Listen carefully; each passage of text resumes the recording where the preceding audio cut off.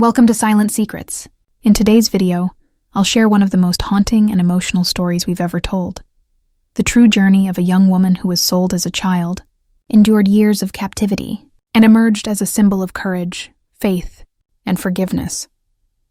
This is the story of Bongu Amani, a woman whose name means peace, though her early life knew anything but that. What you are about to hear is not just a story of survival. It's a story of how a soul can be broken, reshaped, and still find light after years of darkness. Chapter 1. A Price on a Childhood. My name is Bongu Amani, and I am 29 years old. I come from a small, sun-baked village in rural Zimbabwe, a place where simplicity and struggle walk hand in hand. In my village, life revolved around the rhythm of the land. The mornings smelled of damp soil and maize. The nights echoed with crickets and laughter that tried to hide hunger. We didn't have much, but we had each other. Or at least I thought we did. When I was 9 years old, everything changed. A stranger came to our village. He was a tall foreign man dressed in a long dark coat, speaking with a deep accent that none of us recognized. He came looking for help, but what he truly sought was ownership. That day, my mother made the hardest choice of her life. We were drowning in debt, my younger brother was ill, and she saw no way out. The stranger offered her $50, an unimaginable amount to us back then, and promised he would take me to the city where I would receive food, clothing, and an education. Remember the tremor in my mother's hands as she signed a paper she couldn't read. Remember the stranger's cold eyes, and I remember the sound of my own voice breaking as I was led away. That was the day I stopped being a daughter. That was the day I became property. Chapter 2. The mansion on the hill, the man's name was Mr. Arnold Dan, though he insisted I call him Master. He lived in a sprawling colonial mansion far from any village, surrounded by iron gates, wild gardens, and silence. The house was enormous but strangely lifeless. There were no family photos, no laughter, no signs of warmth. Only long, cold hallways filled with the ticking of clocks and the distant barking of his 4 enormous dogs. When I arrived, a maid handed me a plain white gown and told me my new rules. Do not speak unless spoken to. Never look master in the eye. Always finish your chores before sunset. From that day forward, I became invisible. I scrubbed floors that were already clean, dusted furniture that no one used, and served a man whose face I was too afraid to study.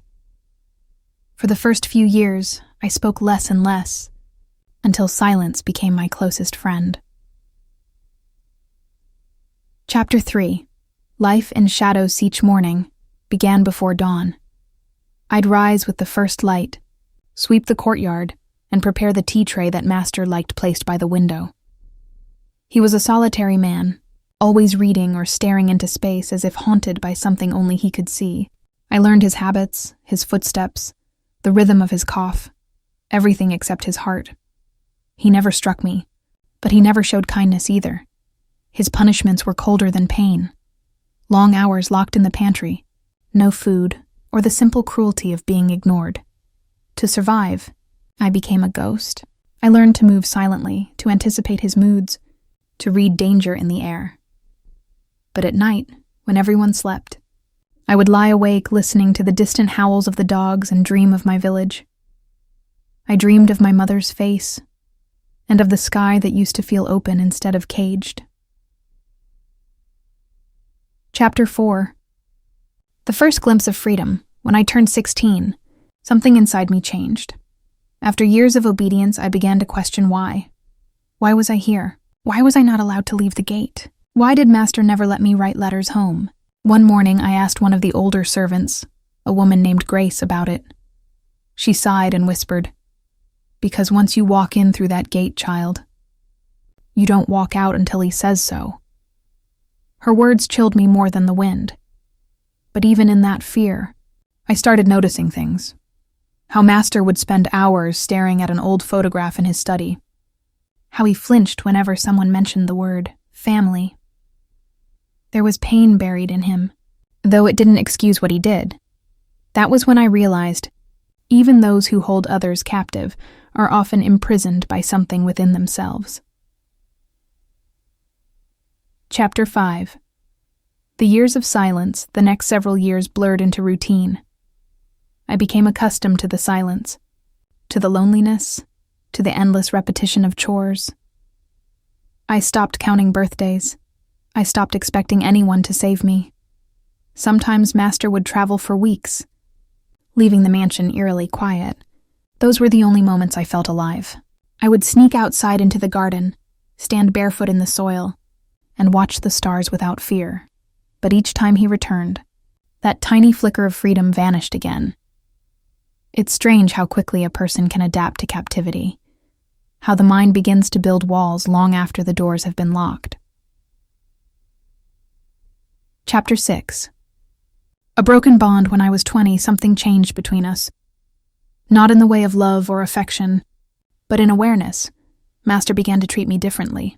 He spoke more often, sometimes asked questions about my childhood or my dreams. He seemed to wrestle with guilt, though he never admitted it. He gave me books to read, then watched silently as I stumbled over English words. At first, I thought it was kindness, but I later realized it was control disguised as generosity, a reminder that even my learning came at his permission. And yet, despite my resentment, part of me was grateful for those lessons. They became my escape, my secret rebellion. Each word I learned became a key. Each page I turned became a window to a world I had been denied.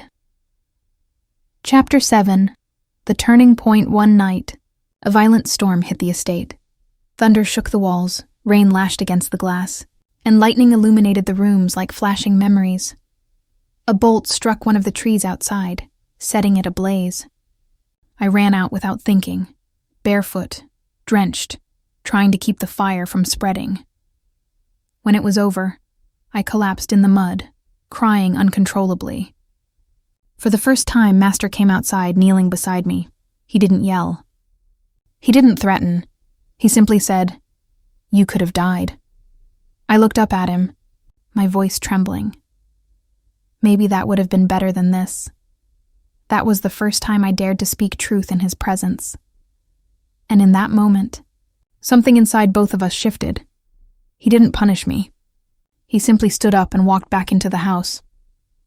The next morning, I found a plate of food outside my door, not as a command, but as a quiet apology. Chapter 8. The unseen wounds. Months passed, and I began to see a side of him I hadn't before. He was lonely, haunted, a man broken by his own secrets. I overheard fragments of conversation once with a visiting lawyer, something about a lost wife, a betrayal, and a fortune that tore his family apart. Perhaps he bought people not because he needed servants, but because he couldn't bear being alone. Perhaps he believed ownership could replace love, but no matter what his story was, mine remained unchanged. I was still not free. Chapter 9.